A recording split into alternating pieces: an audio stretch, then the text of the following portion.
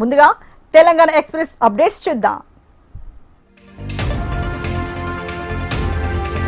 రంగారెడ్డి జిల్లా షాద్నగర్ మున్సిపాలిటీలో పోలింగ్ కొనసాగుతోంది. జిల్లా ఎలక్షన్ కమిషనర్ సునీత రెడ్డి పర్యవేక్షణలో పోలింగ్ ప్రక్రియ జరుగుతోంది. కేంద్రంలో 28 వార్డులు ఉండగా ఇందులో ఓటర్ల సంఖ్య మొత్తం 53,403 మంది ఉన్నారని అధికారులు తెలిపారు. 380 మంది పోలీస్ బందోబస్తుతో ఎన్నికలు ప్రశాంతంగా మొదలయ్యాయని ఏసీపీ లక్ష్మీనారాయణ పేర్కొన్నారు. కరీంనగర్ జిల్లా చొప్పదండి పట్టణంలో ఓటింగ్ ప్రశాంతంగా కొనసాగుతోంది. పట్టణంలో 14 వార్డులు ఉండగా అందులో మొత్తం 13,916 మంది ఓటర్లు తమ ఓటు హక్కును వినియోగించుకున్నారు.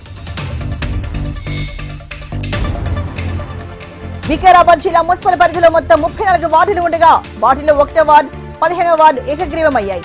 మిగతా 32 వార్డులలో పోలింగ్ కొనసాగుతోంది.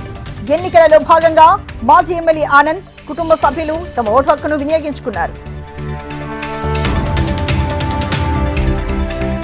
నిర్మల్ జిల్లా ఖానాపూర్ మున్సిపాలిటీ ఎన్నికల పోలింగ్ జరుగుతోంది. అన్ని ఏర్పాట్లను అధికారులు ఏర్పాటు చేశారు. మొత్తం 12 వార్డులు ఉండగా 25 పోలింగ్ కేంద్రాలను ఏర్పాటు చేసినట్లు అధికారులు తెలిపారు. భారీ బందోబస్తు ఏర్పాటు చేసినట్లు వెల్లడించారు.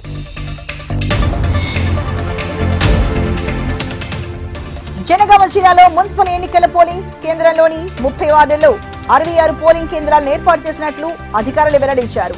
డీసీపీ రాజమహేంద్ర నాయక్ ఆదేశాలతో భారీ పోలీస్ బందోబస్తు ఏర్పాట్లు చేశారు. వేములవాడ మున్సిపల్ ఎన్నికల్లో ఓటర్లు తమ ఓటు హక్కును వినియోగించుకునేందుకు పోలింగ్ కేంద్రాలకు ఉత్సాహంగా తరలి వస్తున్నారు.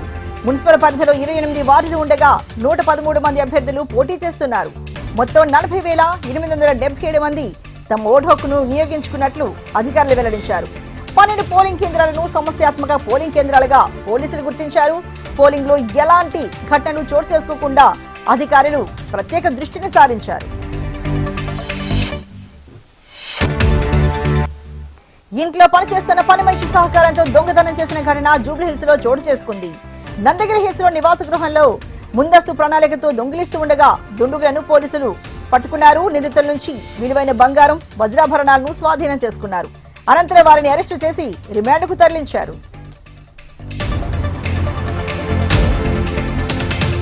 మాదాపూర్ పిఎస్లో ఎస్ఐగా పనిచేస్తున్న వినయ్ అవినీతికి పాల్పడుతుండగా అధికారులకు రెడ్ హ్యాండెడ్ గా పట్టుబడ్డాడు. 50,000 రూపాయల లంచం డిమాండ్ చేయడంతో ఏసీబీ అధికారులు దాడి చేశారు. ప్రభుత్వ ఉద్యోగులు అవినీతికి పాల్పడితే కఠిన చర్యలు తప్పవని ఏసీబీ అధికారులు హెచ్చరించారు. భద్రాద్రి కొత్తగూడెం జిల్లాలో నకిలీ కరెన్సీ నోట్లను చెలామణి చేస్తోన్న దుండుగులను చండ్రగొండ పోలీసులు పట్టుకున్నారు. తాళాలు వేసి ఉన్న ఇళ్లలో దొంగతనాలకు పాల్పడుతున్న ముఠాని అరెస్ట్ చేశారు. వారి నుంచి 500 రూపాయల నకిలీ నోట్లు లభ్యమయ్యాయి.